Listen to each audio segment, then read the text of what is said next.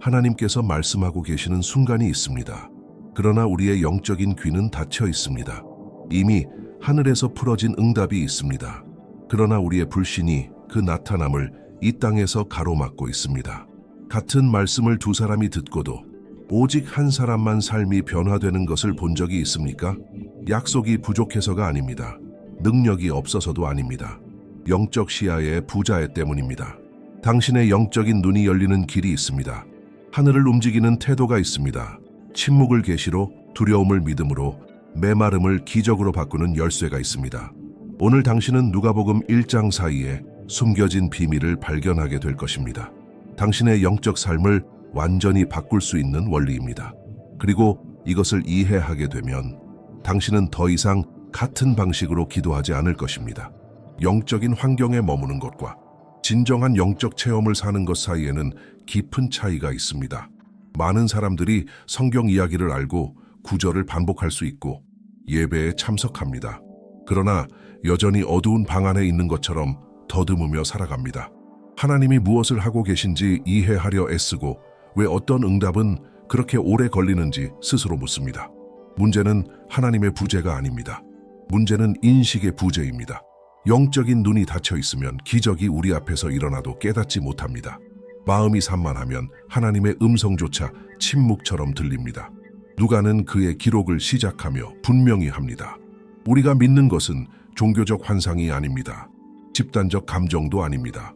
문화적 전통도 아닙니다. 그것은 구체적 사건이며 목격되었고 조사되었고 확인되었습니다. 이것은 모든 것을 바꿉니다. 우리가 믿는 것이 실제라면 우리의 기도는 공허로 올라가지 않습니다. 그리스도께서 실제로 오셨고 죽으셨고 부활하셨다면 우리의 믿음은 환상이 아니라 견고한 기초입니다. 복음이 감정이 아니라 사실임을 이해할 때 우리 안에서 무언가가 정렬되기 시작합니다. 의심은 자리를 잃고 확신은 자라며 마음은 굳게 서게 됩니다. 이 메시지의 끝까지 함께 하십시오. 당신의 영적인 눈을 여는 열쇠는 바로 여기에서 시작된다는 것을 깨닫게 될 것입니다. 하나님께서 역사 속에서 일하시며 당신의 역사 속에서도 일하신다는 흔들리지 않는 확신에서 시작됩니다. 기독교 신앙은 역사에 숨겨진 구석에서 태어나지 않았습니다. 그것은 모닥불 주위에서 전해진 전설로 시작된 것이 아닙니다. 그것은 시간과 정치, 가정과 도시 안에 흔적을 남긴 사건들 위에 세워졌습니다. 그리스도는 보고, 만지고, 들을 수 있는 분으로 인간 역사 속에 들어오셨습니다. 그는 먼지 나는 길을 걸으셨고, 배고픔을 느끼셨고, 울고, 고통받고, 거절당하셨습니다. 그는 하나의 사상이 아니라 임재이셨습니다. 이것이 당신의 영적인 눈이 열리기 위해 근본적으로 중요한 이유입니다. 믿음이 단지 감정에만 기초하면 그날의 기분에 따라 흔들립니다. 기분이 좋으면 믿고 낙심하면 의심합니다. 그러나 믿음이 사실 위에 세워질 때 그것은 흔들리지 않게 됩니다. 누가는 증언을 모으고 사건을 정리하고 세부를 확인하는 데 힘썼습니다. 그는 믿음의 기초가 필요하다는 것을 알았습니다. 오늘 하나님께서 당신에게도 같은 일을 하시길 원하십니다. 당신의 영적 삶을 감정의 영역에서 꺼내어 확신의 땅으로 옮기기를 원하십니다. 예수께서 실제로 사셨고 실제로 죽으셨고 실제로 부활하셨다는 것을 이해할 때 당신의 기도는 확고해집니다. 당신의 예배는 깊어집니다. 하나님과의 관계는 더 이상 연약하지 않습니다. 하나님은 영이십니다. 보이지 않으시며 자연적 감각으로는 닿을 수 없습니다. 어떤 인간의 눈도 그분의 본질을 온전히 볼 수 없습니다. 어떤 정신도 그 무한한 위대함을 완전히 이해할 수 없습니다. 그렇다면 어떻게 보이지 않는 하나님을 알 수 있습니까? 답은 하나입니다. 그분께서 스스로를 드러내기로 결정하셨습니다. 그리스도는 단지 도덕적 원칙을 가르치기 위해 오신 것이 아닙니다. 그는 아버지의 성품을 보이기 위해 오셨습니다. 그분의 입술에서 나온 모든 말씀은 하나님의 마음의 표현이었습니다. 행하신 모든 기적은 하나님의 서명이었습니다. 모든 자비의 행동은 하나님이 어떤 분이신지를 드러냈습니다. 예수를 바라볼 때 당신은 행동하시는 아버지를 보고 있는 것입니다. 그러므로 그리스도를 거부하는 것은 단지 하나의 종교를 거절하는 것이 아닙니다. 하나님을 이해할 수 있는 유일한 문을 닫는 것입니다. 그리고 그리스도를 받아들이는 것은 단지 하나의 믿음을 선택하는 것이 아닙니다. 빛이 내면의 어둠을 침투하도록 허락하는 것입니다. 많은 사람들이 하나님을 믿는다고 말하지만 말씀과는 멀리 살아갑니다. 인도를 원하지만 하나님의 뜻을 드러내는 음성은 무시합니다. 답을 원하지만 그 답 자체이신 분께 가까이 가지 않습니다. 영적인 눈은 예수를 먼 역사적 인물이 아니라 오늘 당신을 위한 살아있는 하나님의 나타남으로 보기 시작할 때 열립니다. 말씀에 가까이 가십시오. 기대함으로 읽으십시오. 갈망하며 찾으십시오. 당신이 그리스도께 돌아설 때마다 당신 안에서 무언가가 밝아지기 시작합니다. 빛이 있는 곳에는 어둠이 머물 수 없습니다. 겉으로 듣는 것과 깊이 탐구하는 것 사이에는 차이가 있습니다. 누가는 무성의하게 기록하지 않았습니다. 그는 증인을 찾고 사건을 정리하고 세부를 검토했습니다. 거기에는 의도가 있었고 헌신이 있었으며 진리를 향한 열심이 있었습니다. 이것은 우리에게 강력한 교훈을 줍니다. 참된 믿음은 깊이를 두려워하지 않습니다. 많은 사람들이 강렬한 영적 체험을 원하지만 영적 훈련은 원하지 않습니다. 계시를 갈망하지만 꾸준함을 기르지 않습니다. 분별을 원하지만 말씀 속으로 깊이 들어가지 않습니다. 영적인 눈은 우연히 열리지 않습니다. 그것은 추구할 때 열립니다. 하나님은 진심으로 찾는 자에게 숨지 않으십니다. 오히려 자신을 발견하도록 허락하십니다. 그러나 필요한 태도가 있습니다. 배우려는 마음, 들으려는 자세, 성장하려는 의지입니다. 당신이 시간을 구별하여 성경을 공부하고 묵상하고 질문하고 깊이 생각할 때 당신 안에서 무언가가 정렬되기 시작합니다. 믿음은 더 이상 연약하지 않고 마음은 더 이상 혼란스럽지 않으며 심장은 더 이상 불안정하지 않습니다. 영적 비상성은 불안한 신자를 만들어냅니다. 깊이는 확신을 만들어냅니다. 어쩌면 당신의 삶에 부족한 것은 새로운 기적이 아니라 더 깊이 들어가기로 하는 새로운 결단일지도 모릅니다. 사가랴와 엘리사벳은 정직한 사람들이었습니다. 그들은 경외함으로 살았고 행동으로 하나님을 공경했습니다. 사회의 눈에는 충성의 본보기였습니다.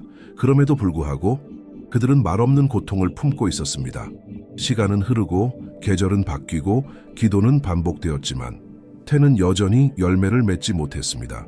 이것은 우리가 받아들이기 어려운 진실을 마주하게 합니다. 신실함이 우리를 고통스러운 과정에서 면제해 주지는 않는다는 것입니다.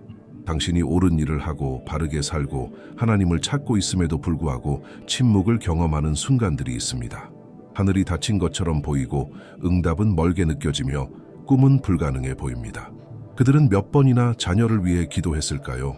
얼마나 많은 눈물이 조용히 흘려졌을까요? 얼마나 많은 밤이 답 없는 질문으로 채워졌을까요?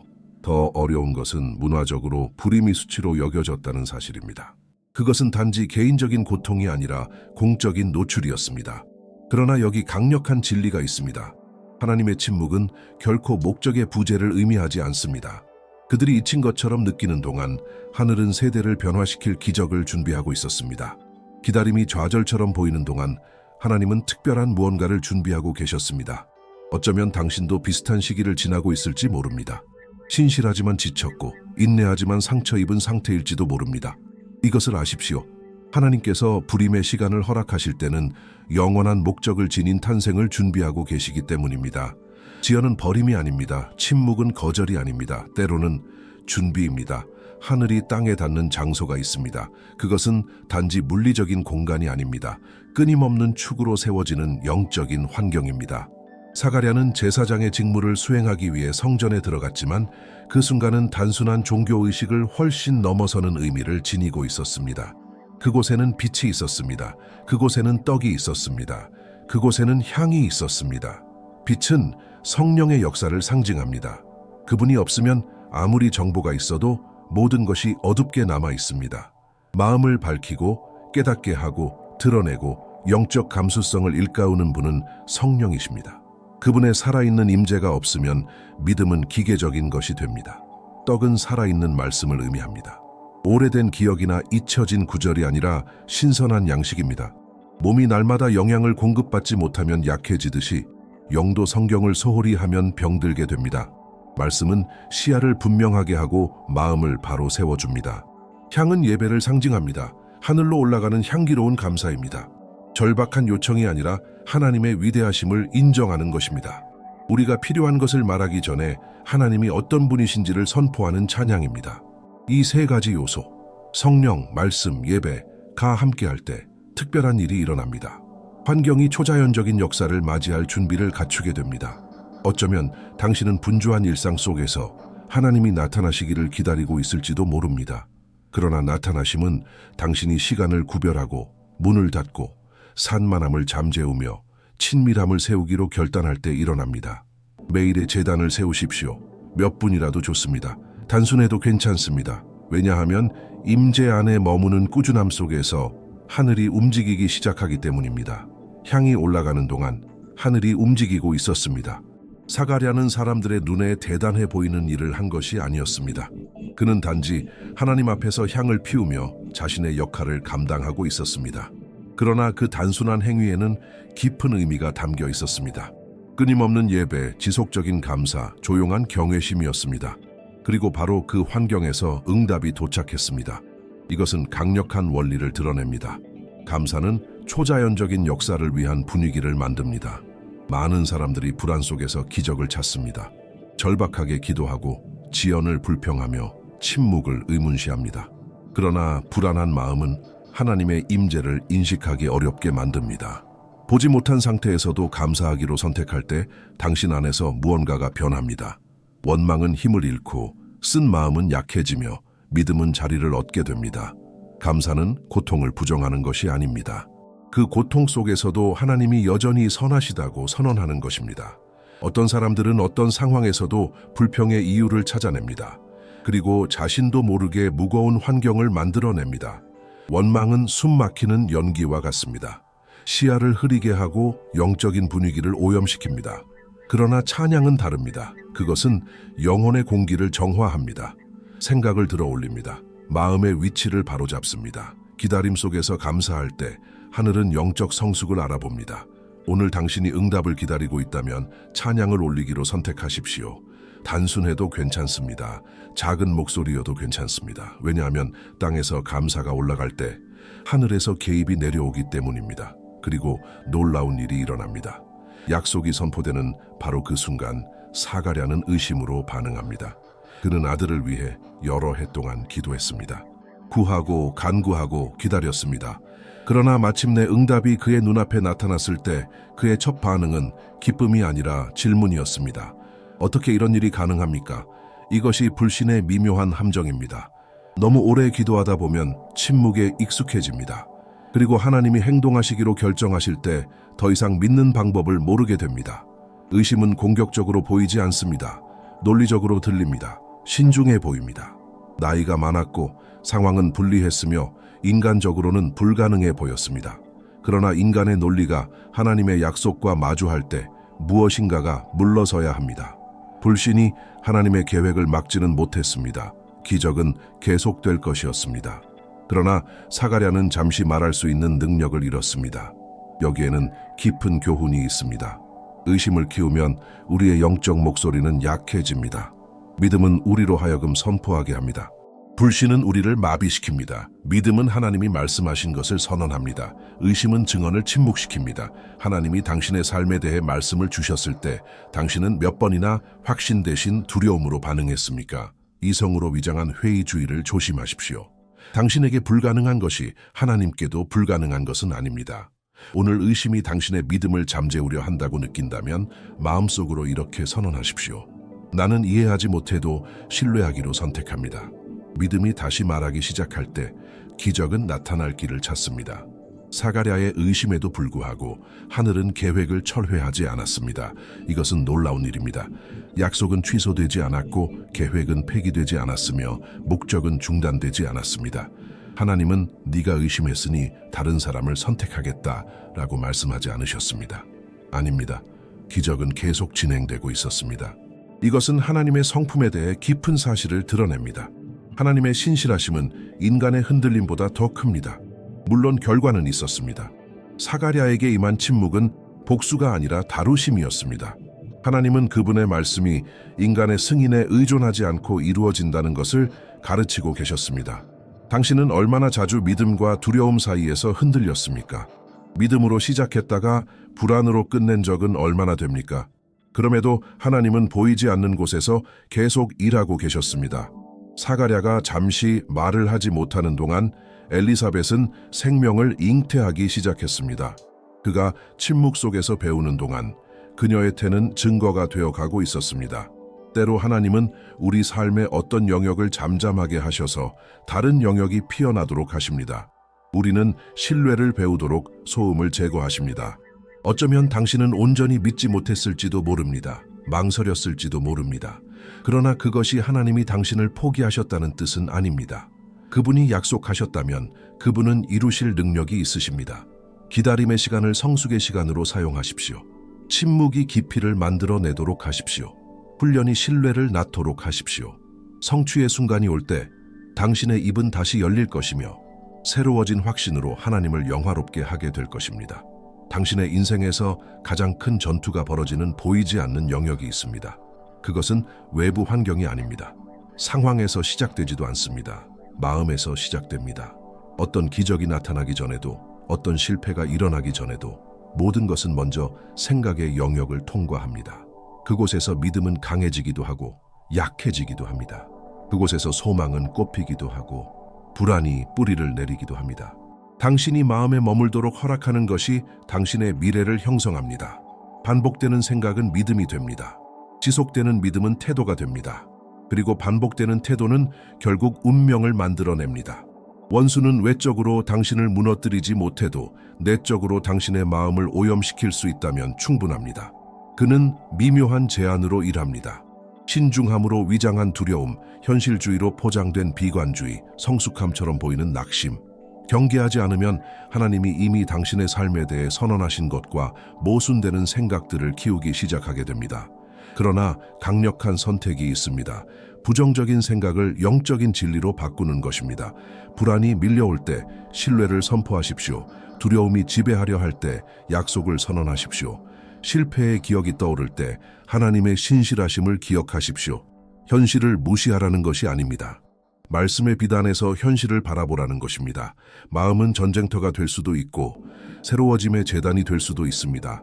오늘 당신의 생각을 지키기로 결단하십시오. 당신 안에서 조용히 키우는 것이 언젠가는 반드시 당신의 주변에 나타날 것이기 때문입니다.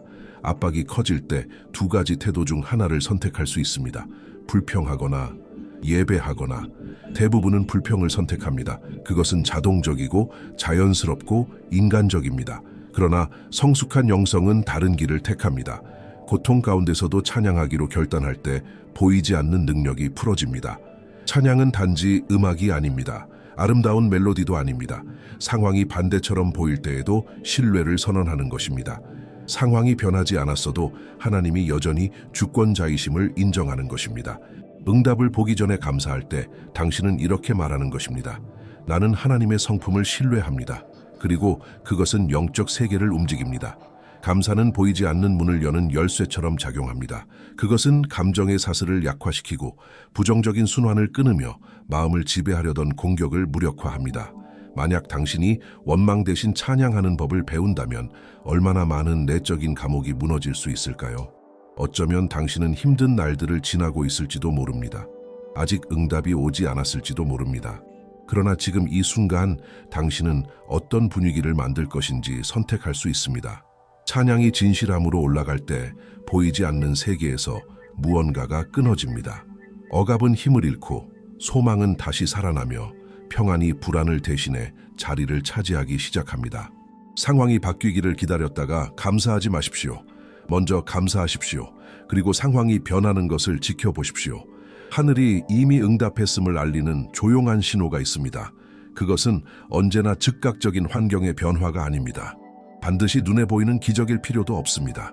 많은 경우 하나님의 개입의 첫 신호는 당신 안에서 일어납니다.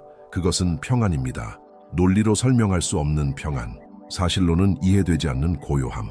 외부 상황이 여전히 도전적이어도 마음 깊은 곳에서 일어나는 안식입니다. 기도한 뒤에도 계속 불안하다면 아직 무언가가 처리되는 중일 수 있습니다. 그러나 기도하고 맡기고 감사한 후 갑자기 마음이 고요해진다면 그것은 단순한 감정이 아닙니다. 하나님이 통제권을 잡으셨다는 증거입니다. 평안은 영혼 위에 찍힌 하나님의 서명입니다. 그 평안은 당신의 생각을 지키고 감정을 보호하며 두려움이 결정을 지배하지 못하게 합니다. 많은 사람들이 외적인 표적을 구하지만 내적인 기적은 무시합니다. 열리는 문을 보기를 원하지만 이미 변화된 자신의 마음은 보지 못합니다. 오늘 무언가를 위해 기도하고 있다면 눈에 보이는 응답에만 집중하지 마십시오. 스스로에게 물어보십시오. 내 마음은 안식하고 있는가? 평안이 찾아올 때 하늘이 이미 움직이기 시작했다는 뜻입니다. 계속 신뢰하십시오. 계속 감사하십시오. 계속 굳게 서 있으십시오. 지금 이 순간 당신의 마음을 감싸는 평안을 느낀다면 잠시 눈을 감고 이렇게 말하십시오. 주님, 나는 주님 안에서 쉽니다. 이 안식은 수동성이 아닙니다. 능동적인 신뢰입니다. 신뢰가 있는 곳에는 때에 맞는 나타남이 있습니다. 아무도 당신에게서 빼앗을 수 없는 것이 있습니다. 자원을 빼앗길 수 있고 기회를 잃을 수 있고 인정받지 못할 수도 있습니다. 그러나 당신 안에 뿌리내린 보이지 않는 보물이 있다면 그것은 어떤 계절에도 당신을 지탱합니다. 그 보물은 믿음입니다. 지나가는 감정에 기초한 얕은 믿음이 아닙니다. 하나님이 스스로 말씀하신 그분이심을 그리고 약속하신 것을 이루실 것이라는 깊은 확신입니다. 믿음은 불가능을 간증으로 바꾸는 자원입니다. 모든 것이 어두워 보일 때에도 당신의 영적인 눈을 열어두는 힘입니다. 침묵 속에서 목적을, 기다림 속에서 성장을, 준비 속에서 기적을 보게 하는 힘입니다. 어쩌면 당신은 이 메시지를 시작할 때 영적으로 지치고 혼란스럽고 멀게 느꼈을지도 모릅니다. 그러나 오늘 당신은 중요한 열쇠를 받았습니다. 진리 위에 믿음을 세우고 날마다 친밀함을 기르며 생각을 지키고 감사를 선택하고 하나님의 평안 안에서 쉬는 것. 이제 선택은 당신에게 달려 있습니다. 보이는 수준에서만 계속 살겠습니까? 아니면 당신의 영적인 눈이 깨어나도록 허락하겠습니까? 오늘 보이지 않는 것처럼 보이는 것이 머지않아 간증이 될 것입니다. 에테무노